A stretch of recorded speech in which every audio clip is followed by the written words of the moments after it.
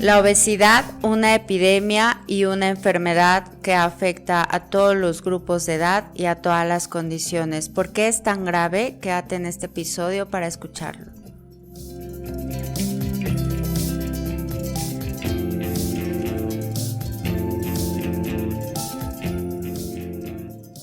Hola, ¿qué tal amigos? ¿Cómo se encuentran? Deseamos que muy bien.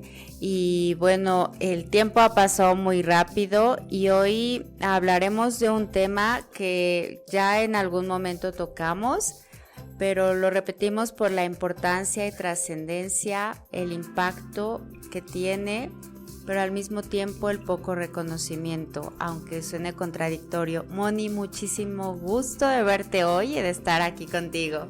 Hola Yare, ¿cómo estás? Pues sí,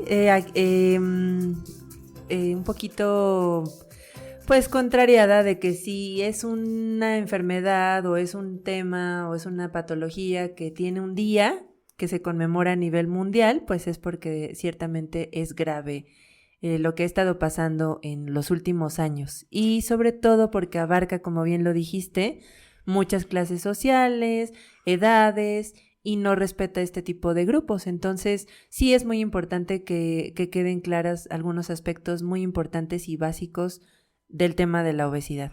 Así es, Moni, pues efectivamente hoy les estaremos hablando acerca de obesidad. Este próximo lunes 4 de marzo se celebra a nivel mundial este día y como lo hemos comentado, no porque haya que celebrar, sino es más bien un día en el que se ha marcado como una pauta para hacer una reflexión de todo lo que implica y como decíamos que en un principio que tiene poco reconocimiento porque más bien a pesar de lo grave y la alta prevalencia que es, no se ha reconocido del todo como una enfermedad. Exacto, Yare. Y bueno, a veces no se tiene muy claro el concepto. Digo, la obesidad está definida como una cantidad anormal o excesiva de grasa acumulada y que va a presentar un riesgo a la salud de todas las personas, sean quienes sean. Me refiero a que a veces pensamos que la obesidad solo está relacionada con los adultos o que tienen una patología acompañada, ¿no? Pero por ejemplo, yo veo muchos niños con obesidad. En algunos grupos de edad, por ejemplo, no se le puede llamar obesidad.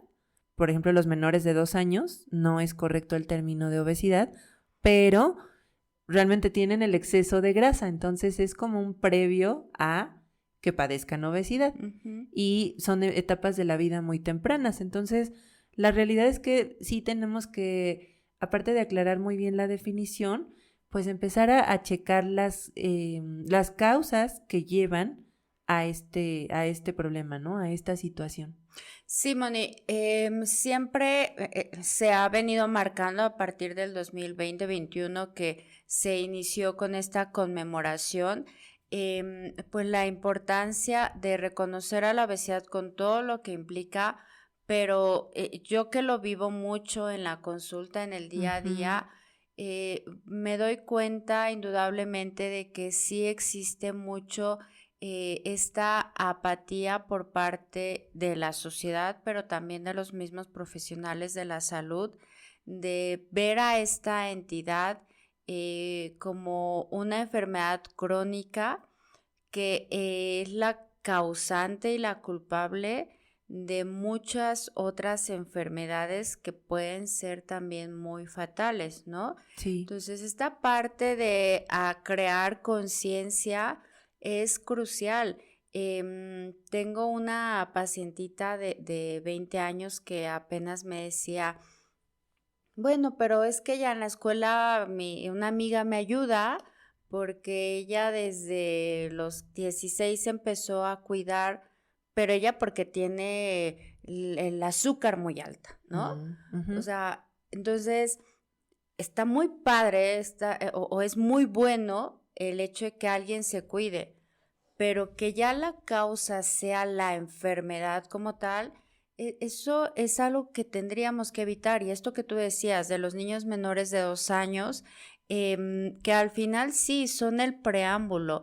y tú seguramente lo ves mucho más temprano que yo, en niños que ya están desarrollando síndrome metabólico Claro. a causa generalmente de este sobrepeso y obesidad como tal. Y aparte, Yare, bueno, yo sí me lo he preguntado muchas veces, no sé si esto exista, pero ¿es cuestión psicológica esta parte del sobrepeso y de la obesidad? O sea, ¿realmente la persona está consciente de lo que tiene y se acostumbra a vivir así? ¿O hay factores que detonan? A veces me he puesto a como analizar esa situación de alguna enfermedad o situaciones adicionales, ¿no? Pero en las personas que no y que no acuden al nutriólogo o al profesional de la salud y que no sé si conocen o están un poquito lejanos de pensar que tienen alguna patología, alguna enfermedad. Digo, esto salía porque hace tiempo veía un programa en la televisión, estos programas donde suelen aparecer personas con exceso de peso y que llevan toda una terapia pero hay mucha negación, hay mucha resistencia a ir a estos centros de apoyo y renuentes a ir con los familiares, a cambiar hábitos, o sea, como que todo eso pasa y veo que es en adolescentes y en adultos. Entonces, no sé ahí qué tanto el factor psicológico o el factor de comportamiento tenga algo que ver. Yo creo que, Moni, aquí es muy importante que dejemos puntos muy claros.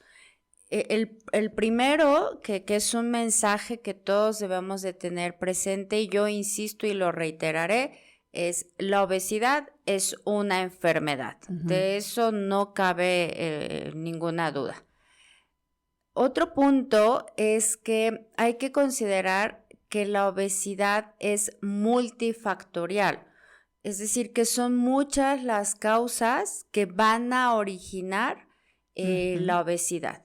Y tenemos desde los factores genéticos, que la herencia es algo que no se puede eliminar, pero hay que tomar en cuenta que sí está la genética heredada y la genética propia. Están los factores incluso ambientales, ¿no? En donde estamos inmersos, sobre todo aquí en México, en un ambiente se le llama obesogénico, por lo que se nos ofrece de alimentos, por este ambiente que nos rodea y también por una falta de actividad. Están los factores socioeconómicos también, los endocrinos, por supuesto, a nivel neurológico, que también hay una influencia, esta relación del eje cerebro-intestino que va a influir. Pero indudablemente, Moni, sí también está presente este factor que tú estás mencionando, como lo emocional o lo psicológico va a influir muchas veces también en el desarrollo de obesidad. Por justamente muchas ideas y conceptos erróneos que tenemos y por estigmas que también se han ido haciendo en todos los tiempos, ¿no? Pero sí este aspecto del peso y la obesidad es algo que siempre está en el ojo del huracán, porque hay una característica de decir, sí, el que come mucho, sí, el que se cansa muy rápido porque tiene más peso. O sea, tendemos a etiquetar y a nivel familiar. Quizá tú lo empiezas a ver a tempranas edades, pero yo lo veo en adultos y la historia que trae la gente y de cómo se ha venido relacionando con su peso, con sus alimentos, con su familia, con su entorno, es bien compleja. Sí, claro. Y aparte, bueno, no sé si esto sucede desde que eran niños o si, como dices, en el adulto es donde se da toda esta situación, todo este contexto y los niños copian estos modelos, ¿no? Se pueden dar estas dos situaciones. Entonces, creo que es importante también mencionar que la obesidad no solo se trata como del peso. O sea, no solo es hablar de súbete a la báscula, cuánto pesas y listo. Es todo un contexto que tú ya lo mencionaste. Entonces, el niño puede estar tratándose, pero si los papás o la familia no, seguramente que esa terapia no va a funcionar al 100%. Y viceversa, ¿no? O sea, podemos estar con adultos que estén en un plan, pero los niños estar en otro esquema, pues tampoco va a ser tan funcional. Entonces, no es explicarle a la gente que no solo se trata del peso. Y de la comida. Y de la comida como tal. Bueno, que la comida sí es un factor importante, ¿no? O sea, por más que uno quiera no relacionar a la comida con la obesidad, pues de no existir un exceso en las porciones, esto no estaríamos hablando el día de hoy de la obesidad. Entonces sí hay que concientizar porciones y actividad física. Sí, que eso justamente ya está mucho más relacionado con un estilo de vida, que también es otro factor que influye, ¿no? Pero sí, indudablemente esta relación en la que creemos que tenemos que, para evitar la obesidad o para tratarla, morir de hambre o estar sufriendo. Ese creo que también es parte del estigma de la obesidad. Come menos, muévete más. No funciona de esa manera porque el tejido adiposo a nivel bioquímico es muy complejo y no es suficiente con hacer eso, ¿no? Pero sí está, cuando yo digo que no solo tiene que ver con la comida es porque no solo se trata de venir con la nutrióloga y que nos dé una dieta, entonces ya sigo el paso 1, 2 y 3 y con eso basta, ¿no? Claro. Porque muchas veces para poder seguir ese plan de alimentación, ese paso 1, 2 y 3, cuesta mucho trabajo. Y cuesta mucho trabajo porque yo que vivo quizá con obesidad y tengo un plan de alimentación, me siento en una mesa donde los demás no, y entonces yo tengo que comer verduras al vapor y los demás están comiendo normal, enchiladas o pambazos, ¿no? Entonces, ese ya es un primer, pues de alguna manera, barrera que quien vive con obesidad va a tener para estar llevando a cabo un plan de alimentación. Entonces, sí hay que trabajar, por supuesto, con lo que comemos, con movernos, pero también con ese entorno que tenemos a nuestro alrededor. Yo se lo digo a la gente, o sea, no te puedo encerrar en una burbuja de cristal donde solamente estés comiendo pollito asado y tomando agua todo el tiempo. O sea, porque al final somos seres que interactuamos con otros y vamos al cumpleaños y tenemos las tradiciones y entonces, ¿cómo una persona que vive con obesidad tiene que interrelacionarse con esos ambientes? Es cuestión de irlo trabajando, ¿no? Como tú bien dices, es un proceso y enseñarles que ese proceso es poco a poco, es gradual, que va de la mano de, sí, a lo mejor los primeros pasos puedes acompañar de un plan de alimentación un poquito más delimitado, pero después les vas a tener que ir explicando qué son las porciones, qué son los grupos de alimentos, cuánto manejar, porque no pueden vivir como tú decías. O sea, hay personas que nos visitan en el consultorio y que de repente dicen, pero tengo un evento, ¿qué me llevo ahí? No, es que no tienen que salir con los toppers de brócoli. Claro. O sea, no pueden salir a los eventos con esa seguridad de aquí está mi comida, ¿no? Y es lo único que voy a comer. Tienen que animarse a probar otros alimentos, a controlarse en las porciones, a decidir en un menú, ¿no? De un restaurante, qué voy a comer, qué es lo importante, qué le selecciono al niño, qué alimentos de plano no puedo elegir. O sea, creo que eso es parte de la orientación alimentaria, muy, muy específica ya para obesidad. Claro, yo siempre les hablo de aprender a hacer elecciones correctas.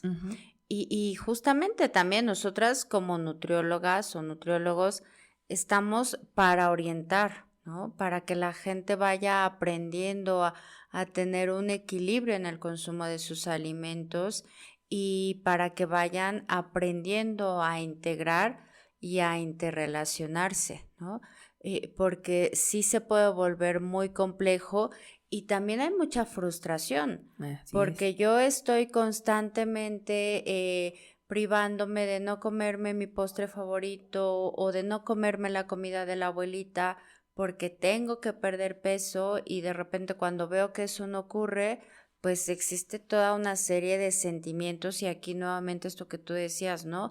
Cómo a nivel psicológico esto va a ir afectando o influyendo. Es que es justo eso, yo creo que hay que enseñarles cuáles son los pequeños datos o pequeñas alertas donde son signos positivos, que si llegan a lo mejor no van a tener una disminución de peso muy marcada. ¿Qué otra cosa puedo ver que está mejorando? Ya duermo mejor, es que ya respiro mejor, dicen que ya no ronco, que ya no me cuesta tanto trabajo subir las escaleras, he mejorado, ya no me duele la cabeza, mi presión está mejor. O sea, muchas cosas que se pueden medir, que se pueden ver, algunas de manera más específica, por ejemplo, la presión pues la medimos, ¿no? Pero hay cosas que simplemente se ven, de que la persona no se sofoque, que esté optando por más alimentos, que tome más agua. Son ese tipo de comportamientos, Yare, que yo creo que a la persona le ayudan mucho y que no necesariamente se traducen en que baje de peso en el aparato. Claro, y hay justamente estos signos y síntomas que son visibles y algunos medibles, pero también a nivel bioquímico, ¿no? Porque podemos ver que alguien que tenía la glucosa muy alta, alguien que estaba empezando con resistencia a la insulina, va mejorando, o alguien que tenía triglicéridos, colesterol y todos los lípidos elevados, como también va disminuyendo esta asociación que ahora hay de hígado graso por la presencia de tejido adiposo y que encuentras todo el perfil alterado, pues también eso va mejorando mucho.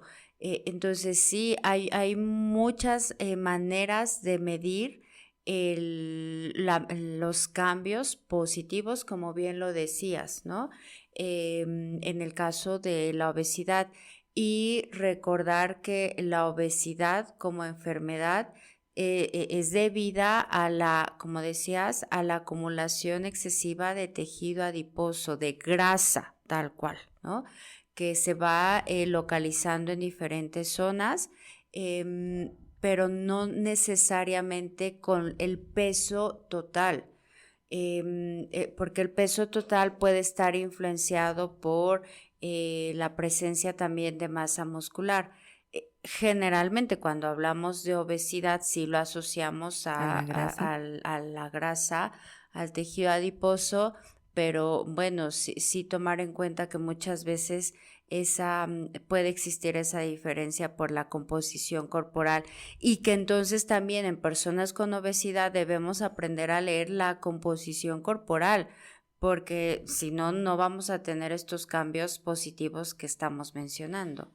Aquí, por ejemplo, quisiera hacer un paréntesis, Yara, y mencionarle a las personas qué sería lo básico para el monitoreo de la obesidad. Por ejemplo, yo te puedo decir que en los niños, pues el nutriólogo, el profesional de la nutrición puede hacer una evaluación muy completa del peso y acompañarlo por reservas corporales, donde tenemos masa muscular y masa grasa. La composición a lo mejor no se puede utilizar aparatos tan específicos como en el adulto, o no son para todos los niños, pero sí se puede tener esto y como tú dices, el panorama es que tengamos un poquito de cómo está el esqueleto, más o menos la reserva de grasa y la de músculo. Estos son los dos parámetros que tomamos en cuenta y que se asocian a un indicador que es un índice de masa corporal, que también ya existe para la población infantil, y lo comparamos con curvas donde podemos decirle a los papás o a las personas si el niño está por arriba, qué tanto y cómo hay que trabajar. Esto es lo que se hace como en los niños. En los adultos es diferente, hay alguna medición que puedan tener ellos, algo que sea más accesible antes que ir a un calorímetro y que tengan así millones de dólares para comprarlo. Bueno, yo sueño con un calorímetro, Moni, pero bueno, finalmente sí, esta medición de la composición corporal en donde también hacemos esta diferencia de la presencia de masa muscular, de grasa corporal, y que incluso hay aparatos que nos permiten medir la grasa corporal segmentada, ¿no? Que esto es muy importante porque entonces vemos la localización de grasa justamente a nivel abdominal, central. Y también, bueno, hay que tomar en cuenta que el peso se conforma sí por esos dos, pero también por huesos, por masa ósea, que esa difícilmente se va a modificar en una persona a menos de que haya una fractura, o ya en personas mayores que empiezan con osteopenia, osteoporosis. Y también, bueno, pues la presencia de órganos, ¿no? Ese peso de órganos y de hueso difícilmente se modifica o influye en el peso total porque es muy constante, pero los líquidos, el músculo y la grasa sí tiende a variar mucho, y sobre todo, bueno, pues la grasa. Y podemos hacer una medición muy exacta. Hay métodos que son muy tradicionales, a lo que llamamos antropometría, donde hacemos una medición muy directa y quizá un poco invasiva porque hay que tomar pliegues en la persona, pero bueno, también hay otros métodos de composición corporal a través de bioimpedancia que nos ayudan, que son muy precisos y que no son invasivos y aparte son muy rápidos, ¿no?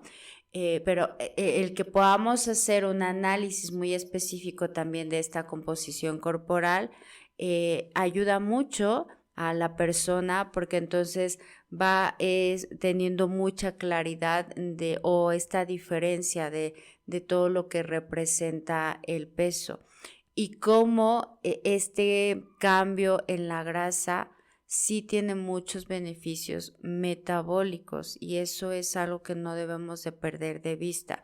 El tratar la obesidad es uno para evitar complicaciones, la presencia de otras enfermedades, que el corazón sufre mucho a causa de la obesidad, hay diabetes a causa de la obesidad, los riñones. Pero entonces es uno, prevenir que no se desencadenen otras, pero también tener una mejora. O sea, por ejemplo, esto que yo les decía, que el peso de los huesos difícilmente se modifica, pero los huesos también sufren mucho porque al final es una estructura que está tolerando, soportando más peso del que debería de tener, ¿no? Entonces eso también a largo plazo va a ocasionar un mayor desgaste en esa masa ósea. Y por ejemplo, en estos casos que obviamente sí sabemos que es todo un riesgo y son complicaciones importantes o comorbilidades, ¿no? Cuando ya se tiene una enfermedad y aparte agregamos la obesidad, pues el panorama tiende a empeorar. ¿Qué son o cuáles son las estrategias que deberíamos de utilizar? Considero que aquí, pues sí, desde los más pequeños de casa hasta todos en casa, tenemos que empezar a cambiar nuestros hábitos, empezar a comer diferente, empezar a tener una lonchera saludable. O sea, muchas cosas están alrededor de la obesidad. Esto, ¿cómo lo hacemos? O sea, en el adulto me queda claro que lo tenemos que ir cambiando sí o sí, pero ¿cómo lo podemos manejar? ¿O cuáles son las estrategias? ¿Qué cambios harías tú? Digo, se me ocurre eso, ¿no? En los niños, tratar de quitar estos productos que son súper procesados, los jugos, esas loncheras que nos encontramos, y ya lo hemos hablado aquí, con los productos empaquetados, en los productos fritos, refrescos que incluso hay en las presentaciones pequeñitas para las loncheras, ¿no? Para que quepan. Muchos productos que de verdad podemos cambiar. Y tenemos muchas opciones de alimentos saludables, pero ¿qué hacer, por ejemplo? ¿Cuál es la opción para los adultos? Híjole, o sea, hay una respuesta para eso y es pregunta también yo aquí me voy nuevamente a regresar a lo que decía en un principio. Y también al mismo tiempo quiero lanzar un mensaje porque algo que es muy importante, y quedémonos con esto, es la importancia de crear conciencia de que es una enfermedad, que quien la vive no la está viviendo porque se descuidó y porque come y come y come. O sea, una es la percepción que tiene quien vive con obesidad y otra es la percepción del que lo ve. Y son dos percepciones muy distintas. Sí, claro. Porque yo en alguna investigación que hice hace unos años acerca de obesidad, hice también una recopilación de cómo se percibe y se siente quien vive con obesidad. Es impresionante. Estos sentimientos muchas veces de culpa, pero de culpa porque la misma sociedad los ha transmitido. Sí. Entonces, a hacer esta conciencia y más bien buscar apoyar y ser solidario. O sea, cuando alguien viene y me dice, tiene cáncer, decimos, ay, qué pena, ay, pobre, y buscamos cómo ayudarlo. Bueno, quien vive con obesidad está viviendo algo muy parecido a un cáncer y de igual manera tenemos que ser solidarios y de igual manera tenemos que ser empáticos y ver soluciones. Cómo apoyarlos y contribuir a que esa persona viva mejor. Y entonces dejamos de ofrecer alimentos no nutritivos o productos no nutritivos, ofrecemos siempre opciones en pro de esa persona, ¿no? Pero sí, como hay una gran relación entre la obesidad y el aspecto psicoemocional, es muy importante que aprendamos a ser más empáticos y a ser conscientes y a buscar ayudar a quienes viven con esta enfermedad. Así es, Yare, muy cierto y pues bueno, es un tema para mucha reflexión. Yo solo quisiera cerrar, aquí hay un dato de la Sociedad Mexicana de Obesidad, donde dice que se espera que la obesidad infantil aumente en un 60% la próxima década, hasta alcanzar 250 millones en el 2030. Entonces, pues hay que empezar a trabajar, hay muchas cosas por hacer, hay muchas cosas que seguir, hay mucho que se está haciendo bien también, pero pues esto seguirá. Claro, y porque actualmente ya hay uno de cada 7 adultos ya vive con obesidad. Entonces, la proyección y el panorama es muy, muy grave, así que tenemos que estar todos desde donde estamos trabajando y buscando ser pues agentes de cambio para que esto no ocurra. Y yo no soy experta en niños, Moni, pero no es porque el niño está chiquito y podemos darle lo que sea, ¿no? Hay que hacer alimentación consciente. Así es, Moni. De acuerdo, Yare. Pues mil gracias por estas reflexiones. Al contrario. Y ojalá que quienes nos escuchan alcancen a entender este mensaje que les queremos transmitir de que es una enfermedad muy seria, muy grave, y que tenemos que empezar todos a trabajar en evitarla. Pues muchas gracias, Yare. Es un episodio para dar mucho, para concientizar, para hacer reflexión. Ya lo estaremos trabajando toda esta semana también. Pues les enviamos un gran saludo, gracias por escucharnos y seguimos aquí en este podcast. Y bueno, físicamente también estamos en el Hospital Florencia, Torre Médica 2, consultorio 605, Toluca, Estado de México. Y en redes sociales a través de Facebook e Instagram como Bien Nutrir. Muchísimas gracias. Hasta la próxima.